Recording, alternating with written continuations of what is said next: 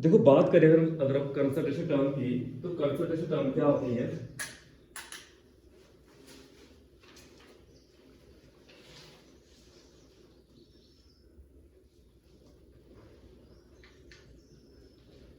कहते हैं concentration term क्या होती है?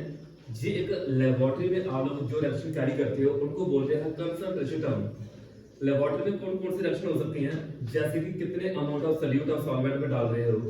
सॉल्यूट क्या होता है दोस्तों? सॉल्यूट हाँ, सॉल्यूट जैसे साल्ट हो गया अलग सा, और जो वाटर में मिलाया हमारे वो सब सॉल्यूट होता है। सॉल्यूट होता है जो कम क्वांटिटी में प्रेजेंट होता है, सॉल्वेंट वो होता है जो ज्यादा क्वांटिटी में प्रेजेंट होता है। आप पिक्चर में देख सकते हो सॉल्यूट क्या है और सॉल्वेंट क्या है। जो ज्यादा क्वांटिटी में है वो क्या है? सॉल्वेंट है। जो कम क्वांटिटी में है वो क्या है? सॉल्यूट है। सॉल्यूट और सॉल्वेंट दोनों मिलकर क्या बनाते हैं? सॉल्यूशन बनाते हैं। ध्यान रखना, जब कोई आपको सॉल्यूट पूछे तो सॉल्यूट बताना, सॉल्वेंट पूछे तो सॉल्वेंट बताना आप लोगों ने। अगर बात करें कंसंट्रेशन टर्म की, बात करें क्या था कि जो कंसंट्रेशन किसी सॉल्यूशन की होती है ना, उसको हम क्या करते हैं? एक्सप्रेस करते हैं मास परसेंटेज में, वॉल्यूम परसेंटेज में, मास में वॉल्यूम परसेंटेज में, मोल फ्रैक्शन में, मोलैरिटी में, और मोलैरिटी में करते हैं एक्सप्रेस। और भाई इतने बड़े स्क्रीन दिख रही है तो क्या देखा है? इधर देखो किस किस में? मास परसेंटेज में, मास में वॉल्यूम परसेंटेज में, और मोल फ्रैक्शन में, और मोलैरिटी में, और मोलैरिटी में। आपको पता है जी डेफिनेशन क्या क्या है? मैं आप लोगों से पूछूंगी क्या क्या डेफिनेशन है। मास परसेंटेज का मतलब क्या होता है? मास परसेंटेज का मतलब होता है कि mass of component, mass of component जो प्रेजेंट होता है जिसमें, इस सॉल्वेंट में, ठीक है। जैसे कि इसी में कोई सॉल्वेंट था, इसमें क्या किया? कुछ सॉल्यूट को डाल के रखा हुआ है और दोनों को मिलाकर क्या किया हुआ है? जिस फोर्स को एक कोई क्या है ये एलॉय हो सकता है, होमोजेनियस मिक्सचर हो सकती है टू और मोर सब्सटेंस की, जी क्या बोलेंगे? एलॉय बोलेंगे। तो जी इसमें क्या है? सॉल्यूट और सॉल्वेंट है, ध्यान रखना है। उसको बात करेंगे यहाँ पे मास में वॉल्यूम। मास में वॉल्यूम का मतलब होता है कि कोई एक सॉल्यूट है वो ग्राम में है, उसको आपने क्या किया है? किसी वॉल्यूम में डाल के रखा। वॉल्यूम क्या होगा? लीटर में होगा या मिलीलीटर में होगा वॉल्यूम, ये मतलब है इसका। फिर लिखा मोल फ्रैक्शन। मोल फ्रैक्शन का मतलब होता है कि एक कंपोनेंट जो हमने डाल के रखा हुआ टोटल कंपोनेंट में, क्या एक कंपोनेंट हमने डाल के रखा हुआ टोटल कंपोनेंट में। टोटल कंपोनेंट हो सकता है कोई एक सॉल्यूशन ए है, बी है, सी है, उसमें क्या करें? सॉल्यूट को डालते हैं, उसको बोलते हैं मोल फ्रैक्शन। मोलैरिटी का मतलब होता है number of mole of solute जो डिसॉल्व करके पर लीटर ऑफ सॉल्यूशन में, उसको क्या बोलते हैं? मोलैरिटी। जैसे शुगर को पानी में डाल दिया, ठीक है, वो क्या है? मोलैरिटी। मोलैरिटी को हम डिनोट करते हैं कैपिटल एम के साथ, और ये क्या है? मोलैरिटी। देखो एक एक डेफिनेशन मैं आपको बताता हूं ये क्या क्या है जरा।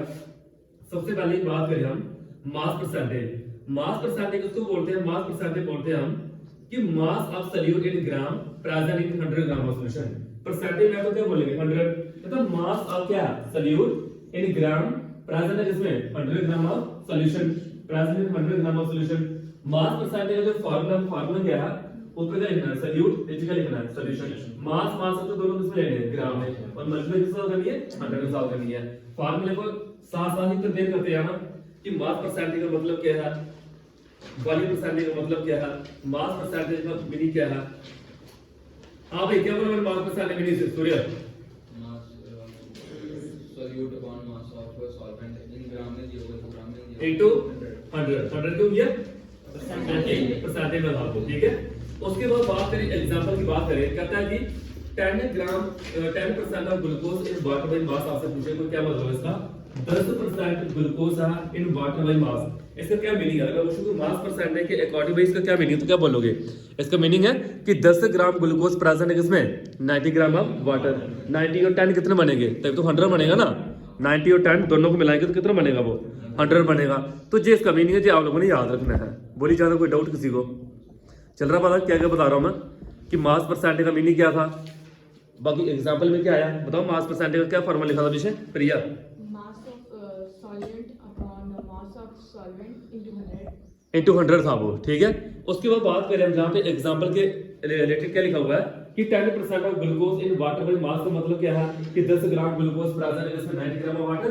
और जहाँ इसी का मतलब क्या होगा कि मास ऑफ सॉल्यूशन जो है वो क्या है? 10 gram glucose plus 90 gram water होगा। ये कौन है? सॉल्यूट। ये कौन है? सॉल्वेंट। दोनों मिलकर क्या बनाएंगे? सॉल्यूशन बनाएंगे। क्लियर है? दोनों मिलकर क्या बनाएंगे? सॉल्यूशन। उसके बाद और बात करें, हाँ भाई एक्चुअली दिखाई दे रहा है तेरे को? हाँ सीख लेना कुछ कम टाइम में ज्यादा चीजें सीखनी, कम टाइम में ज्यादा चीजें सीखनी। जो मैंने एक 6-8 दिन लगाया बस मैं रिवीजन करवा रहा हूँ, पढ़ा नहीं रहा हूँ, रिवीजन करवा रहा हूँ जो पढ़ाया मैंने। मास बाई वॉल्यूम का मतलब क्या है?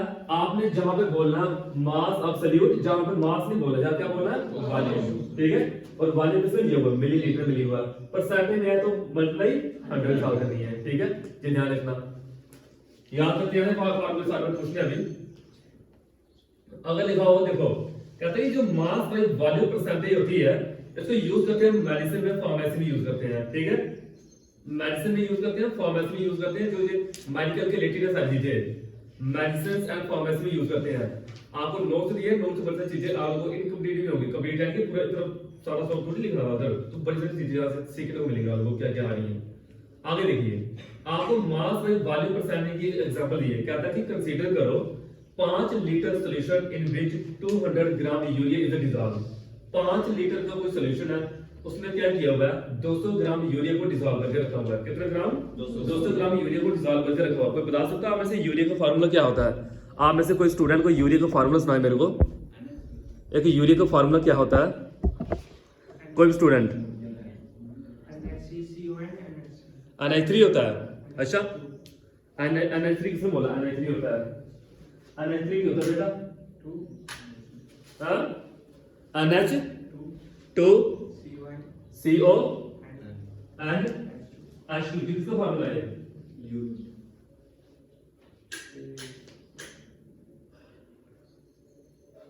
यूरिया का formula.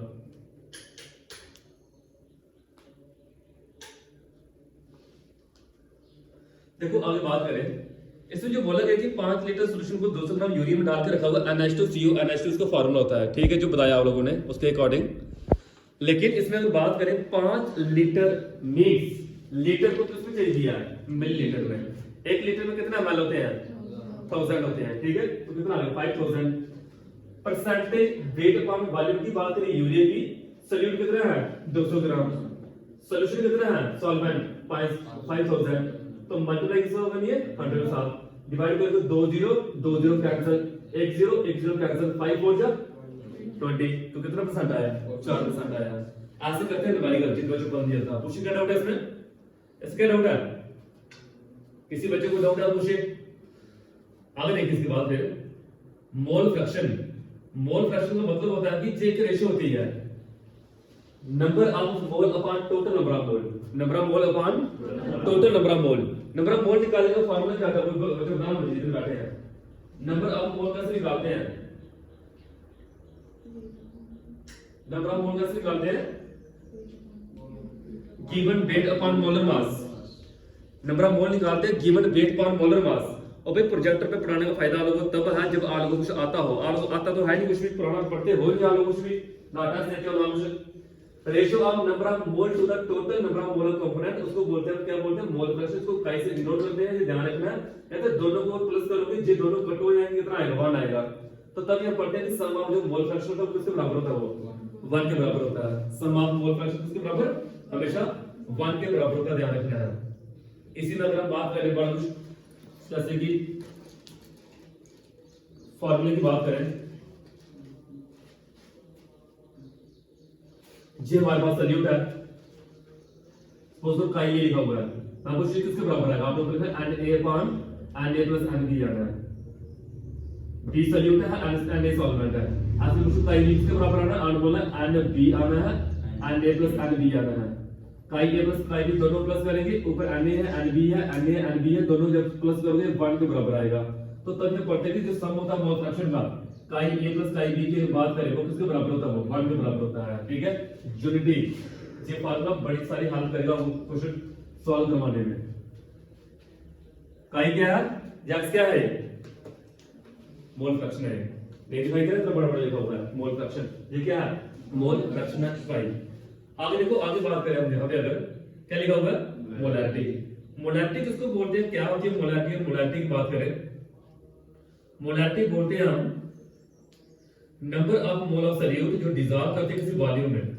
Number of mole of solute dissolve करते हैं वॉल्यूम में, तो it is defined as number of mole of solute dissolve in 1 litre of solution. Prepare कीजिए, उठाने टाइम नहीं है, जे बिजनेस क्लास है, ये पढ़ा दिया ना सारा बच्चों को। ये जिसे रिवाइज हो रहा है, किसी को पीडीएफ चाहिए पीडीएफ दे सकता हूं मैं नोट से, बस इतना कर सकता हूं।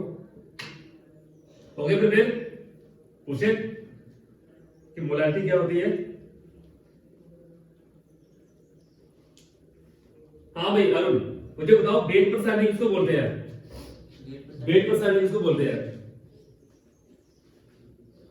हाँ भाई ध्रुव, वेट मास परसेंटेज या वेट परसेंटेज?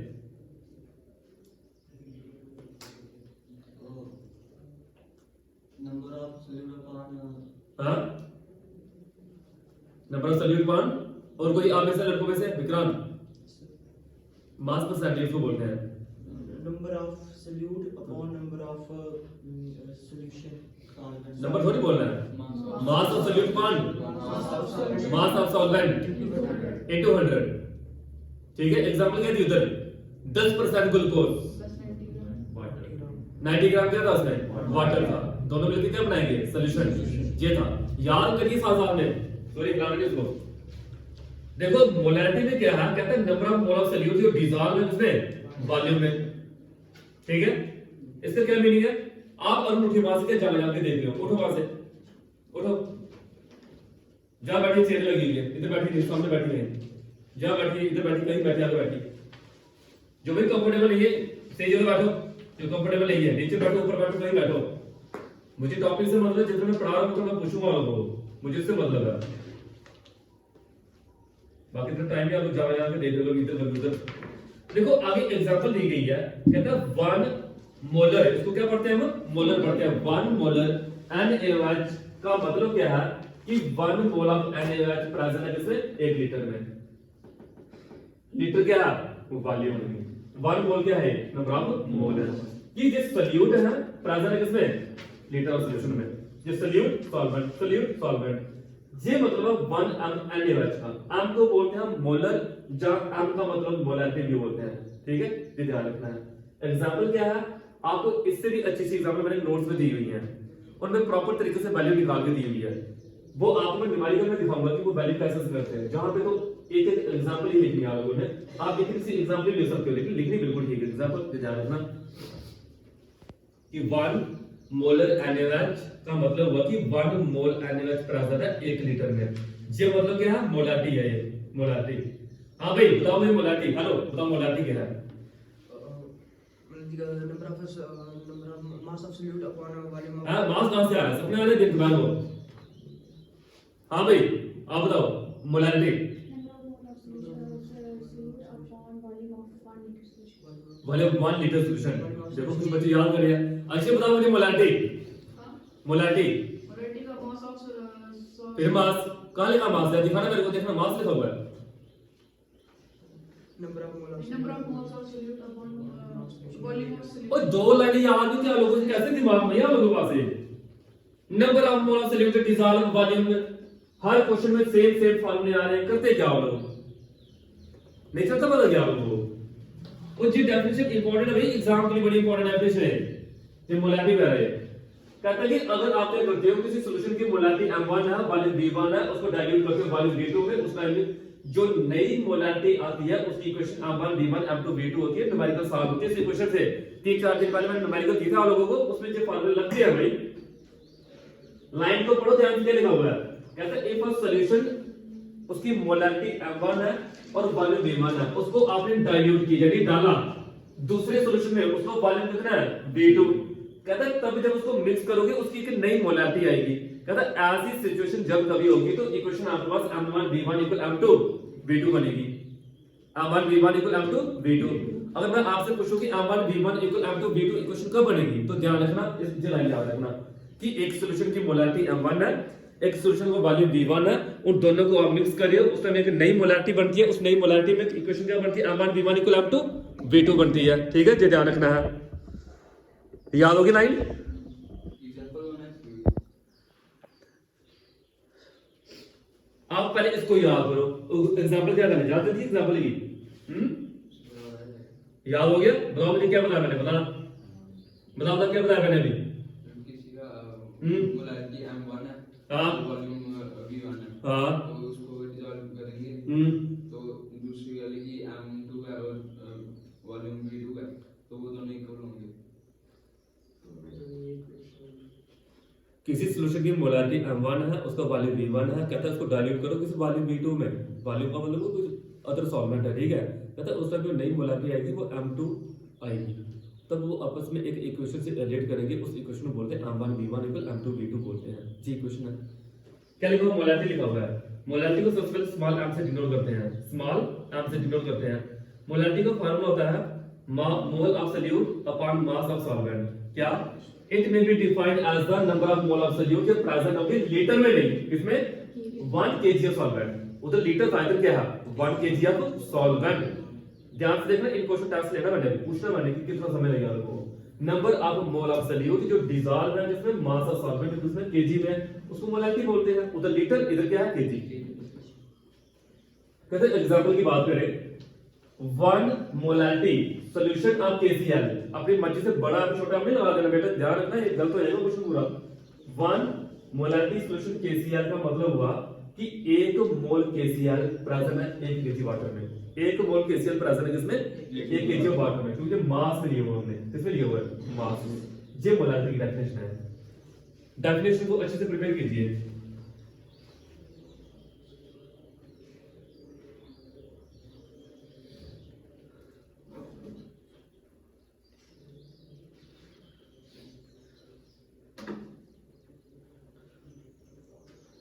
पढ़ा सभी ने, प्रिपेयर हो गई, डेफिनेशन क्या है।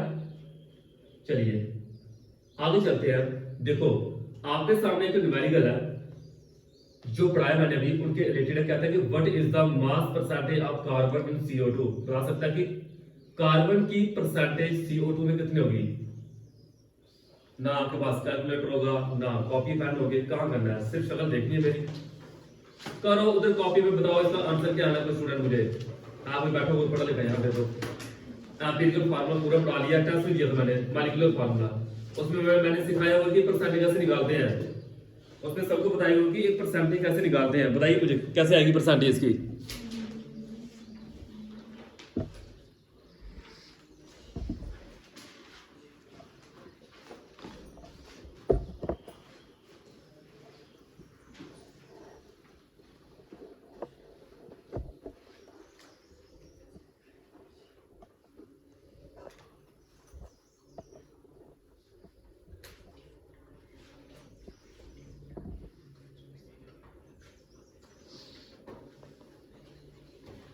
करे वो स्टूडेंट इसकी परसेंटेज।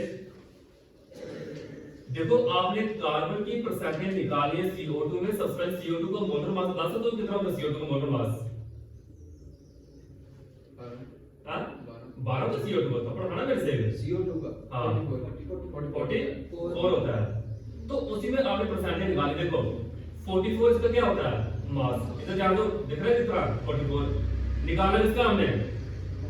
कार्बन का मास कितना होता है 12 को टोटल से डिवाइड करो, 12 को से डिवाइड करो टोटल से, और परसेंटेज में निकालना मतलब से भाग नहीं है, कितना आएगा 27.27। समझ कैसे आया? बाकी जो लिखा उसको मत पढ़िए, इसको बड़ी सीधी तरह था जो लिखा हुआ है। और इसी तरह ऑक्सीजन का निकालना हो तो 100 माइनस ये कर देना, 100 माइनस 27.27 कर देना, इसका निकाल दोगे ऑक्सीजन निकाल देना ऐसे टोटल में से।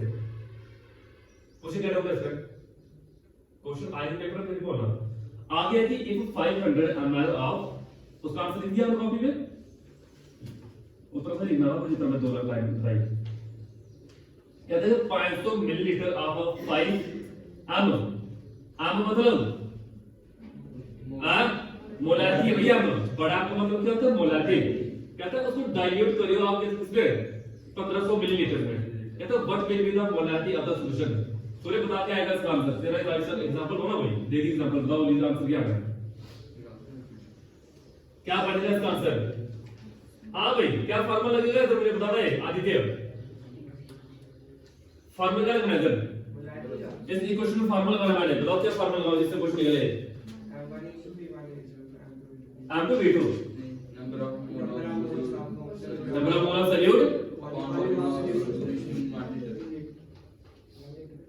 ओ भाई इसमें डाइल्यूट वाली लाइन अभी हटाई मैंने आप लोगों को, फिर भी आपको नंबर ऑफ मोल दिखाई दे रही है, करते क्या होगा आप लोग, अभी लाइन ही हटाई आप लोगों ने, क्या लाइन बताइए आप लोगों को कि m1 v1 equal m2 v2 आगे लाइन वही वैल्यू वाली कि अगर एक सॉल्यूशन की मोलारिटी m1 है वॉल्यूम v1 है then new molarity m2 becomes वो फार्मूला पढ़ाया आप लोगों को।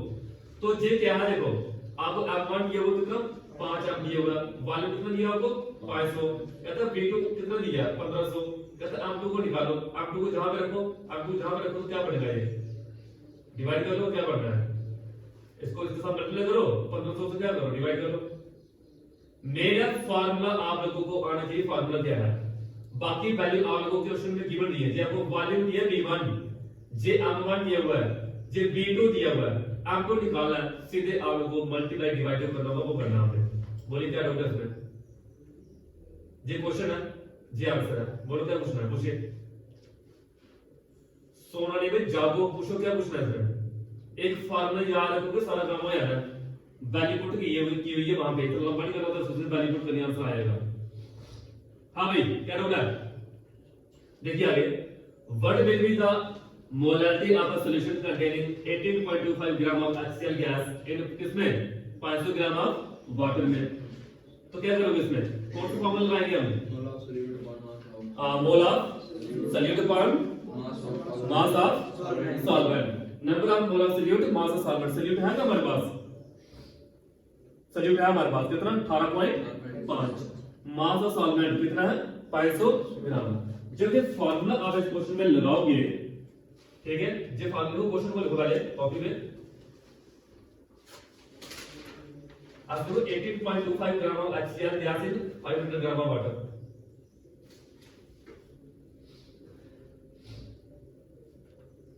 18.25 gram of HCl gas in 500 gram of water और स्मॉल आर निकालना हमने कि मोलारिटी को कैसे निकालें।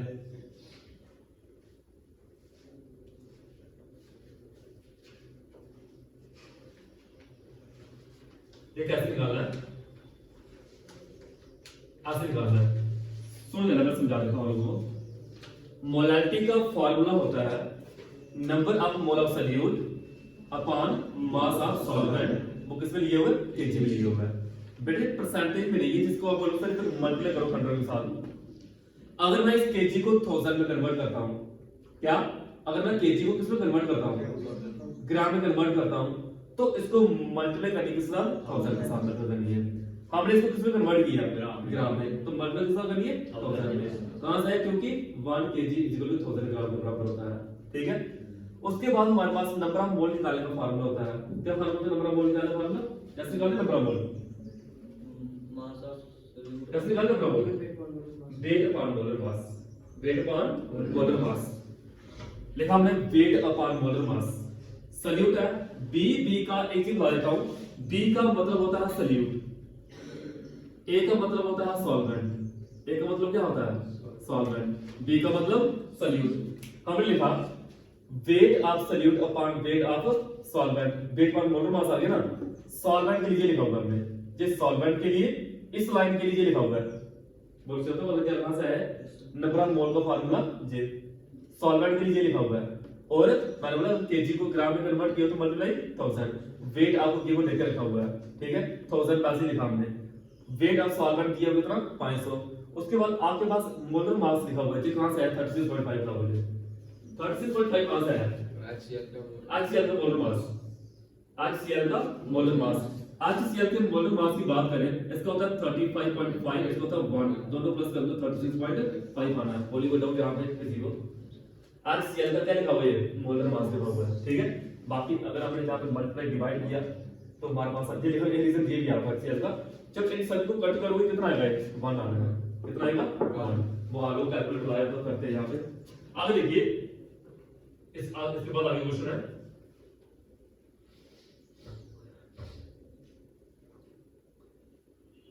ग्रुप में भेज दूंगा आपको न्यूमेरिकल नॉर्मलिटी क्या होती है बता सकते हो नॉर्मलिटी एक बार अपने नोट्स में खोल के रखिए ना अपने सामने नोट कहां लगोगे अपने फाइल को भी खोल के रखिए एक नजर वहां पे एक नजर बोर्ड पे क्योंकि नोट से चीजें बड़ी अच्छे से लिखी हुई है मैंने नोट में जो चीजें है ना तो बड़ी डिटेल में लिखी हुई है मैंने कि नॉर्मलिटी का फार्मूला क्या है नॉर्मलिटी होती क्या है नॉर्मलिटी आई कहां से नॉर्मलिटी इक्वेशन क्या है इनके ऊपर टेंपरेचर का क्या इफेक्ट पड़ता है हर चीज अच्छे से बताई हुई है वहां पे मैंने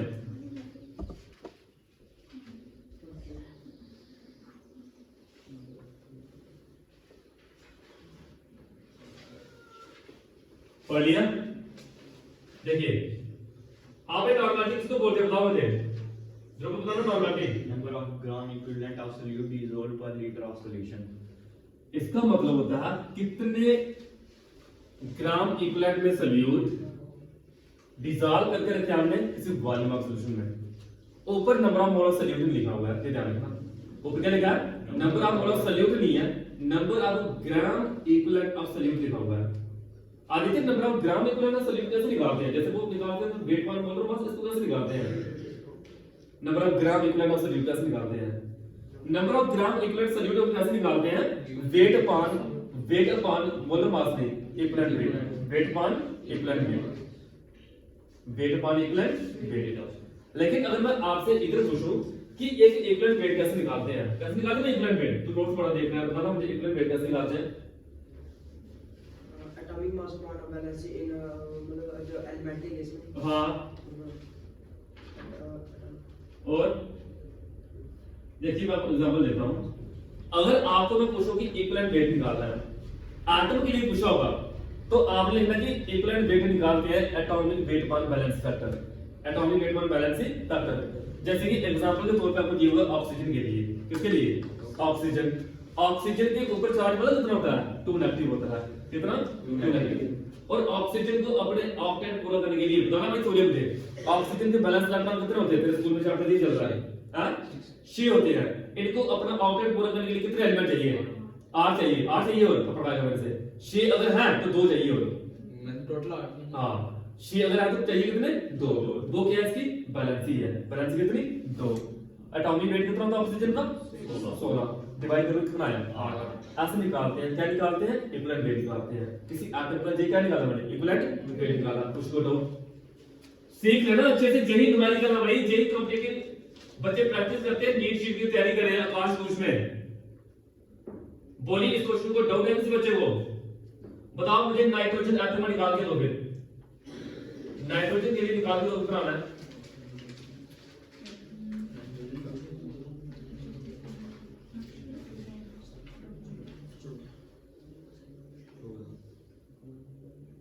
हाँ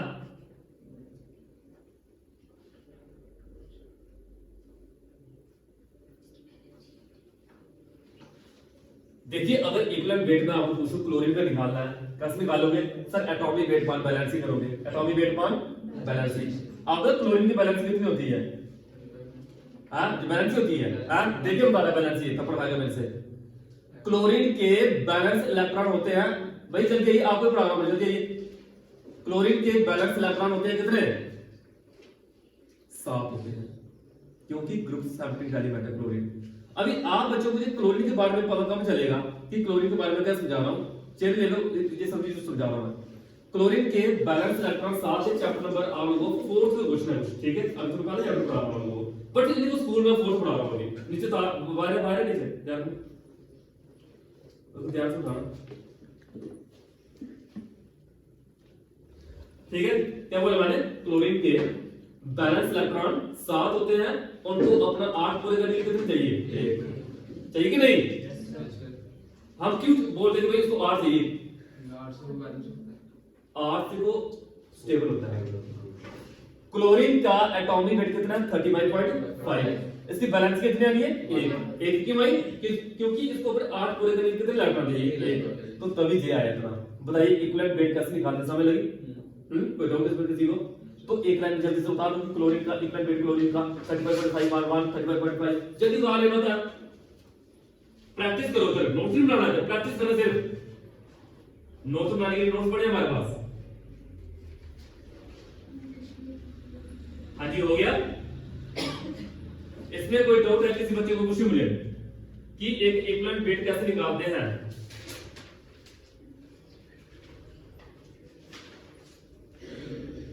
देखिए आगे। हाँ भाई बताओ मुझे नॉर्मलिटी का फार्मूला क्या होता है? नॉर्मलिटी का फार्मूला, हाँ नॉर्मलिटी का फार्मूला क्या होता है? आइए इधर आइए। हाँ भाई अमरजीत नॉर्मलिटी कैसे निकालते हैं? नॉर्मलिटी किसी एलिमेंट की निकालनी हो तो कैसे निकालते हैं नॉर्मलिटी? ये लीजिए इधर बैठिए, इधर of gram equivalent of the solute.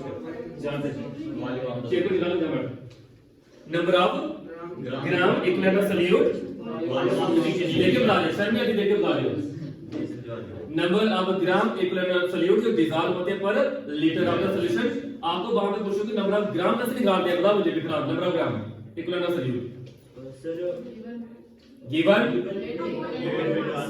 Wait upon equivalent weight given weight upon मोल मास नहीं इक्विवेलेंट वेट और इक्विवेलेंट वेट अगर निकालना हो वो एटम के लिए कैसे निकालते हैं atomic mass. ठीक है atomic mass upon valency atomic mass upon valency लेकिन आगे सुनो आपसे अगर कोई पूछे मैथड में दूसरा आ गया अभी कि इक्विवेलेंट वेट आपने किसका निकालना है आयन का निकालना है तो इसके फार्मूले को पढ़िए ना एक आयन का इक्विवेलेंट वेट कैसे निकालते हैं इस फार्मूले को पढ़ना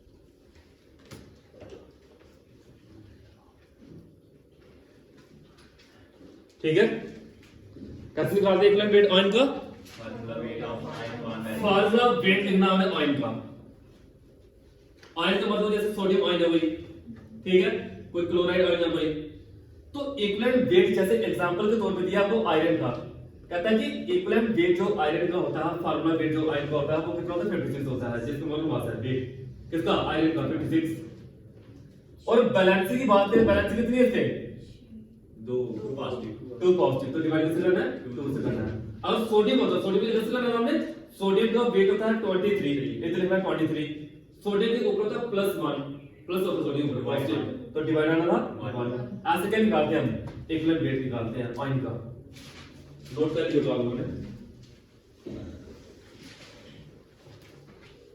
इक्विवेलेंट वेट आयन का कैसे निकालते हैं आप इक्विवेलेंट वेट आयन का कैसे निकालते हैं अरुण वेट कैसे निकालते हैं इनका formula of ion upon formula wait weight ion upon valency.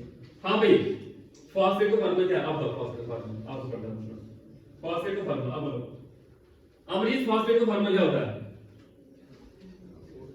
हाँ 4 3 नेगेटिव होता है फॉस्फेट का फार्मूला होता है PO4 3 नेगेटिव जब कभी आपको पूछो फॉस्फेट का फार्मूला क्या है PO4 3 नेगेटिव होता है फॉस्फेट का फार्मूला क्या रखना आपसे पूछे कोई कि इक्विवेलेंट वेट आप लोगों ने किसका निकालना है फॉस्फेट का निकालना है तो इसमें क्या करोगे formula weight of the phosphate find करोगे देखो P का वेट कितना 31 प्लस ऑक्सीजन कितना होता है 16 होता है ऑक्सीजन कितना 16 बट है कितने वो 4 दोनों को क्या करोगे प्लस करोगे डिवाइड कितना चार्ज है ऊपर 3 नेगेटिव कितना चार्ज है 3 नेगेटिव तो डिवाइड कैसे करना है 3 एग्जांपल नोट करो इंपॉर्टेंट एग्जांपल तो ऊपर से नीचे आया था भी तो पॉजिटिव हुआ हां ऊपर से नीचे आया नहीं हाँ आपने इधर नेगेटिव पॉजिटिव नहीं देखना होता जितना ऊपर लिखा होता है उसको नीचे लिख देना होता है बस इधर चाहिए तो ऊपर -3 लिखना है +1 लिखना नहीं जो है वो लिख देना है इधर चाहिए तो पढ़ा होगा कि कितने इलेक्ट्रॉन लिए कितने इलेक्ट्रॉन दिए पहले 2 प्लस था 2 लिखा 3 नेगेटिव 3 लिखना है 4 नेगेटिव होगा 4 लिखना है 6 होगा 6 लिखना है जेडी में से नेगेटिव था नेगेटिव कौन लिखे नेगेटिव वैल्यू निकाल लिया बोलिए एग्जांपल प्रिपेयर हुई क्लास वाले बच्चे आपकी डेफिनेशन है सोल्यूशन चैप्टर दिया है लोगों टेस्ट में डालोगे जे आपको पूछना पड़ता है अभी मैं आपको ही पूछूंगा कि कैसे कैसे निकालते हैं नॉर्मलिटी चल रहा है टॉपिक वाला ये और 11th के कुछ एग्जांपल सिलेबस में दे आगे देखिए आगे चल रहे हैं हम कहता जी तीसरा मेथड आ गया हमारे पास कि इक्विवेलेंट वेट का भी किसका निकालना हो एक आयनिक कंपाउंड का निकालना हो इसका आयनिक कंपाउंड तो आयनिक कंपाउंड का वेट कैसे निकालेंगे आयनिक कंपाउंड हो गए जैसे NaCl जैसे कौन है NaCl ये कौन है आयनिक कंपाउंड है ये NaCl कहते हैं इसके लिए फार्मूला है इक्विवेलेंट वेट जब निकालना होगा पहले नंबर वेट किसका लिखना कैटाइन का लिखना फिर वेट किसका लिखना एनाइन का लिखना कहता है कि हमारे पास कैटाइन का वेट कितना होता है 23 एनाइन का वेट कितना होता है 35.5 क्लोरीन का दोनों को प्लस करो आंसर आ जाएगा दोनों प्लस करके क्या आएगा आंसर बोलिए कोई डाउट इसमें एक आयनिक कंपाउंड का इक्विवेलेंट वेट कैसे निकालते हैं बेटा? फार्मूला लिखाओ, फार्मूला को रख लो। जब पूछूंगा ना वो आएगा नहीं ना, बच्चों वाली पेमेंट से वो निकालते हैं कैटाइन और एनाइन के वेट को क्या करना है? प्लस करना है। जितना आएगा दैट इज द आंसर। आगे देखिए, बताओ इक्विवेलेंट वेट एंड कैसे निकालते हैं भाई? मोलर वेट अपॉन एसिडिटी कहां लिखा हुआ है? ये पढ़ा मैंने अभी। ये थोड़ी पता, मैं तो कुछ और निकाल लेता हूं। क्या बता रहे हो ये? हां, मेरे साथ प्रैंक कर रहे हो भाई, आगे करने के लिए। हां भाई, कैसे निकालते हैं इक्विवेलेंट वेट आयनिक कंपाउंड का? ओ भाई कहां से? ओके कहां से आए उनके? इक्विवेलेंट वेट भाई किसका? पहले कैटाइन का प्लस करना है किसके साथ? एनाइन के साथ। क्या करते हो भाई? एक बार फिर दिखा देता हूं, देख लो, पढ़ लो, समझ लो। पढ़ो उधर, पूछ कुछ ना हम बता कुछ रहे हो। हाँ जी, प्रिपेयर हो गया? यही नोट्स पे ये लिखा है मोलर मास 5 चार्ज। हाँ, ये नोट्स पे लिखा है मोलर मास 5 चार्ज। बोलो पास पॉइंट चार्ज 4 न्यूटन हो गया, वहां पे प्लस माइनस था ना, 0 हो गया। देखिए, एसिड और बेस के लिए आप लोगों ने याद रखना है। अगर मैं पूछूं आप लोगों को, तो आपका ध्यान रखना, सीख लो कुछ। इक्विवेलेंट वेट अगर मैं पूछूं कि एसिड का निकालना है, फार्मूला बताना मेरे को, मॉलिक्यूलर वेट अपॉन बेसिसिटी बताना। क्या बताना? मॉलिक्यूलर वेट अपॉन बेसिसिटी बताना। बेसिसिटी का मतलब है कितने H पॉजिटिव जा रहे हैं, कितने H पॉजिटिव हैं। जैसे H2SO4 हो गया, H2SO4 में कितने H होते हैं? 2 H होते हैं। अगर मैं पूछूं कि इक्विवेलेंट वेट एक बेस का निकालना है, तो मुझे फार्मूला क्या सुनाना? Molecular weight upon, molecular weight upon acidity. Acidity बोलना किसके लिए? बेस के लिए। बेस के लिए एसिडिटी और एसिड के लिए बेसिसिटी बोलना। बोलिए कोई डाउट इसमें? हाँ, ठीक है। मॉलिक्यूलर वेट अपॉन बेसिसिटी और एसिडिटी। जैसे कि मैं आपसे पूछूं भाई, एसिड के लिए फार्मूला क्या है? बताओ। बेसिसिटी। और बेस के लिए फार्मूला क्या है? Molecular weight upon acidity. अभी मैं आपको एग्जांपल देता हूं, उन एग्जांपल को एक सेकंड में से उतारना और समझना आप लोगों ने कि वो एग्जांपल क्या है। जैसे कि आप लोगों को सबसे पहले मैं बता देता हूं, एसिड के केस में बेसिसिटी होती है 8, H2SO4 के केस में होती है 2, ठीक है। बाकी फास्फोरिक एसिड के केस में होती है 3। आप लोग 1 2 3 कहां से आया?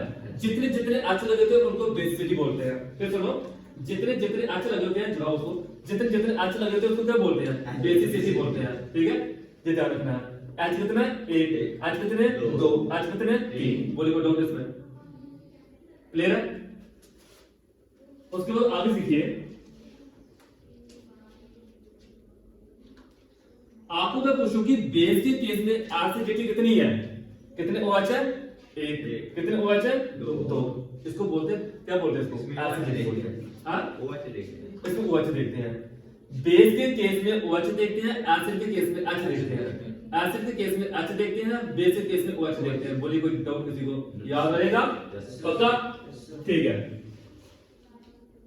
जैसे कि आपको एग्जांपल आपके सामने है, क्या लिखा हो? Equivalent weight of H2SO4। बताओ कैसे निकालेंगे? निकालो इक्विवेलेंट वेट ऑफ H2SO4। कितना आंसर आएगा? इक्विवेलेंट वेट ऑफ H2SO4 हमें कितना आएगा? हां, H2SO4 का इक्विवेलेंट वेट कब यहाँ पे निकाल दो। टेस्ट से बता दो, ये तो टेस्ट किया लोगों, बताइए कितना आना है? सवाल वाले टेस्ट दे और लैब वाले दे, और लैब वाले निकालो कितना आया? हैं? इक्विवेलेंट वेट एसिड का निकालना कैसे निकालेंगे? फॉर्मूला भूल गया आप लोगों? हो गया आज खुलता है, देखते हैं कितना आना है। और भाई इक्विवेलेंट वेट निकालने का फॉर्मूला क्या था वहां पे? वो फॉर्मूला था मॉलिक्यूलर वेट अपॉन एसिडिटी या मॉलिक्यूलर वेट अपॉन बेसिसिटी। तो बस फॉर्मूला हां, कोई स्टूडेंट से निकाला हो? ये एसिड है ना? हां, एसिड होता है। देखिए नहीं करना आशीष बोल रहा है। हां उमेश का देखिए किसी बच्चे ने नहीं निकाला अब तक। हां, कैसे है पढ़ना है? कैसे फिर भी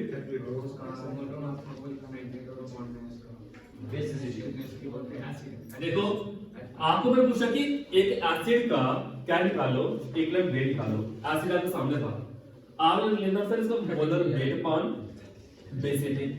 मोलर वेट अपॉन क्या लेना है, बेसिटी लिखना है। बेसिटी का मतलब क्या है कि कितने एच है, यहाँ से एच कितने हैं, 2। एसिड का जो मोलर मास होता है वो 98 होता है। एच का होता है कितना, 1। सल्फर का होता है 32 होता है सल्फर का। ऑक्सीजन को 16 होता है। सबको प्लस करोगे कितना आना है, 98 आना है। डिवाइड करोगे कितना आया इसका, 49 आना है। बोलो कोई डॉक्यूमेंट्स बचे हुए। हाँ भैया इसके बाद क्या समझाया मैंने जरा बता मेरे को। हाँ आगे आ रहा है डंडा लेके तो स्ट्रांग हो जाएगा। H2SO4 H कितना 1 होता है, सल्फर का 32 होता है, ऑक्सीजन का 16 होता है। इतने सारे बीमारियों के बाद अंदर ऑक्सीजन भी पता कितना वेट होता है, समझ गए। कैलकुलेटर इतना बड़ा निकालते रहता है, मुझे लगता है सारे क्वेश्चन पूरे करेंगे यार। आगे देखिए, आपसे पूछे कोई कि एक बेस का इक्विलिब्रियम वेट निकालना है। NaOH का निकालिए इक्विलिब्रियम वेट, NaOH का इक्विलिब्रियम वेट निकालो। पूरा प्रॉपर बताना मेरे को सर, ऐसे किया डायरेक्ट मत करना। 30 सेकंड का टाइम आप लोगों के पास, कैसे कैसे करना है।